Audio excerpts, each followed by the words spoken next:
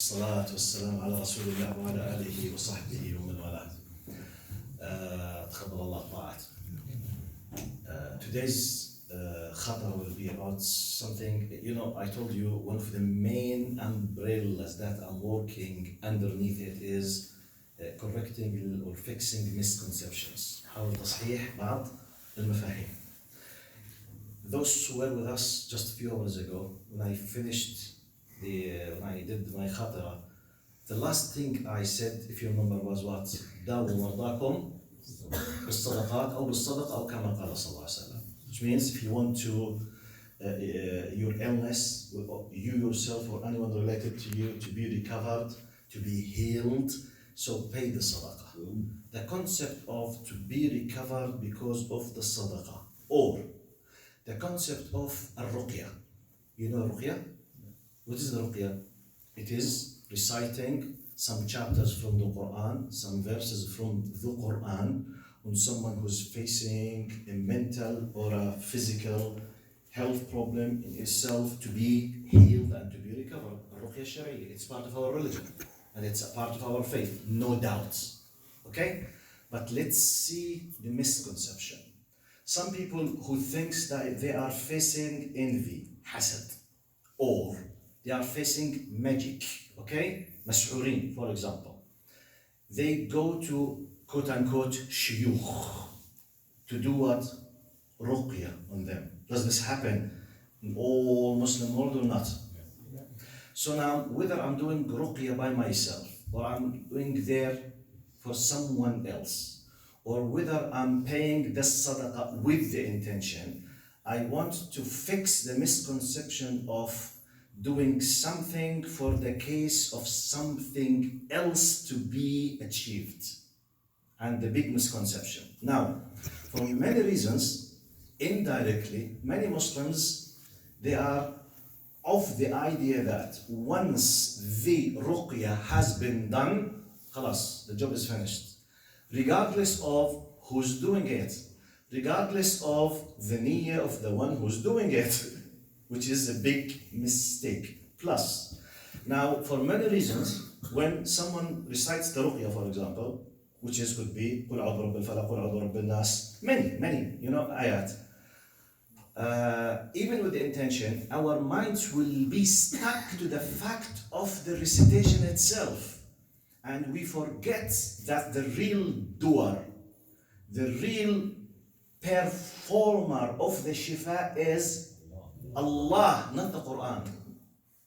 It's not the recitation. Even with the pure intention, it's not the recitation that heals. It's Allah who heals. Why I need this? I need this to correct the following misapplication. One, because Allah is the one who gives me the health, or who takes the health from me, and it's just a means of communication to recite the Quran, because the Quran itself does nothing, it's Allah who does. So therefore, miscorrection. If you want to do ruqya, please let the person who does the ruqya be someone whose heart is bent on the person who needs the ruqya. Don't go to any person because he's well known. He might be busy of how much money he will receive from you, not necessarily out of sincerity from his heart. Okay? Because basically, we need a sincere, genuine da'wah so that Allah will respond. It's not just the phenomena of the sound. No. This does nothing. Allah is the one. But how Allah will respond? We need ikhlas. From whom? Either from the person who is in need, or the one who's doing the ruqya, or both. Or actually we need both. Can you imagine someone who's, God forbid, holding some kind atheist doubts against Allah, and he's facing a health problem? If his mother is reciting ruqya on him, anything will happen? Definitely no. He's a rude person with Allah. He does not accept his existence. He's fighting Allah. Even if his mother is reciting, his mother will receive the ajr for her niyyah. But he himself, nothing. He's a waqi' with Allah. He's refusing Allah. So ruqya will do nothing. I myself must be accepting this concept. Either I do the ruqya, and by the way, the best thing you yourself to do the ruqya for yourself. The best. Because no one knows what's kind of suffering except yourself. But let's imagine, for whatever reason, your kid do something, the mother, the father, the sister, the brother, the husband, the wife, but not someone else, even if he's good and nice. Not necessarily. Can you imagine anyone else rather than you as a father or a mother will have this kind of amazing, fear on your child like someone else? It's impossible. By nature, it's impossible. So from one angle, we need sincerity, okay? So that the text will be, if I may put it, to be activated by Allah. Because the text does nothing. It's Allah who does, okay? Now, in general, let's come to the other concept now. Ruqya in general, for hasad, for sihr, for ayn, whatever. People, they are stuck with the recitation and they don't pay attention to the fact. I remember once I was in one of the TV channels in Jordan. If you remember those, الدجالين والمشعوذين شو بسموهم بالانجليزي؟ Sorcerers. المجيش لا بيشتغلوا بالدجل والشعوذ. Sorcerers.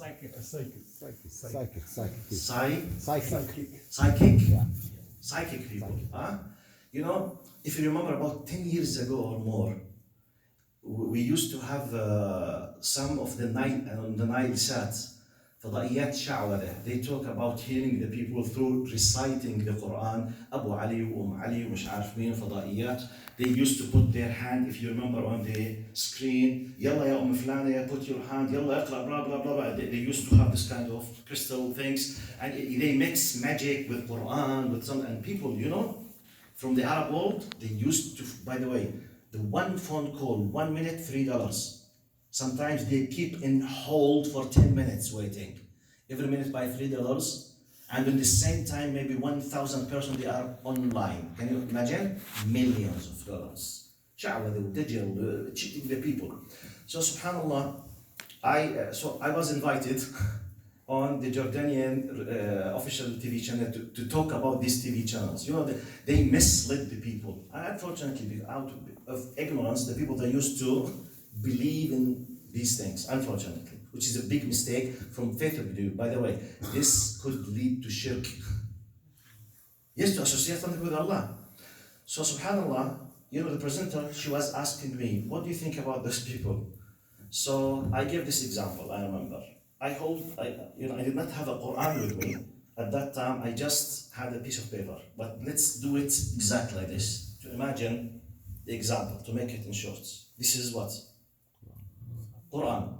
Okay? Mus'haf. It contains the word of Allah subhanahu wa ta'ala. I said, look to the example to understand the concept. Imagine that I'm holding the whole Mus'haf with me, and someone who's holding a machine gun against me, and he wants to kill me, physically and mathematically. If he's pointing the machine gun and he started shooting me, do you think the Quran will prevent me from being killed? No. Physically. No. It will go and I will be hurt. Allahu Akbar, the Quran. Ya Ammi, in this context, this is just paper and ink. But the Quran, it's paper and ink in this context. Type.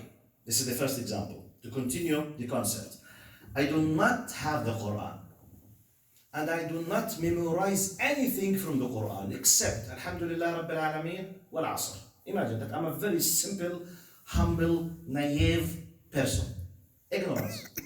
And someone is directing his machine gun towards me, telling me, look, I will do so and so, whatever. And I have a true faith in Allah. And I said, Ya Allah, if I deserve, Ya Rab, protect me from this criminal. If it does not go against God's will, I'm not reciting the Quran and I don't know the Quran. But I believe that Allah is the one who's controlling the universe. And sincerely I asked Allah, without even reciting the Quran, what do you think might happen?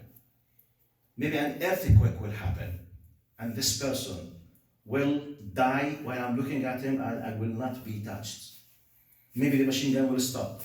Maybe he will be freezed. Maybe he will be paralyzed. Tens of things if Allah decided because I deserve. So the point is, now the first example, if my mind is stuck physically, the Quran. No. Quran does nothing. It's Allah. It's just a means of communication between us and Allah. Allah has asked us through Prophet Muhammad Mu'awwidat, for example. Okay, actually, the Mu'awwidat, they do nothing if you don't believe and you don't deserve.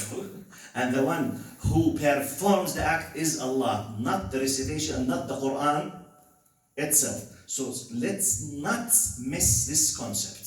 When we talk about sadaqah, about healing the people who are sick or ill, about helping, about ruqya, about protecting ourselves, because some people, they say, okay, you have to do, to protect your children, read the Mu'awwidat, always, you do this, and you go, wait. Is it true that your heart is genuinely connected with Allah and you believe that He is the protector? If this is the reality, I can give you the glad tidings. Even if you forgot to recite, even if you don't know how to recite, the action will be done. But if I'm reciting while my mind is busy with something else, or simply I don't care or I don't believe, practically, okay, and all the time I'm doing just as a sound. Here comes the critical point. So please, let's review our status with regard to what degree really we trust that Allah is the one who heals and that Allah is the one who protects. Otherwise, we are just wasting part of our time by going to this sheikh and that sheikh, this ruqya and that ruqya. The time does not help me to tell you about some of those people, how bad things they do just to earn money, and they make benefit of the ignorant people. So genuinely from my heart, I do the ruqya by myself with a sincere effort that I believe if this does not contradict with the big will of Allah against something for something else, like طرق استجابة الدعاء, they will say response, be sure that you will receive response. جزاكم الله خير. السلام عليكم ورحمة الله وبركاته.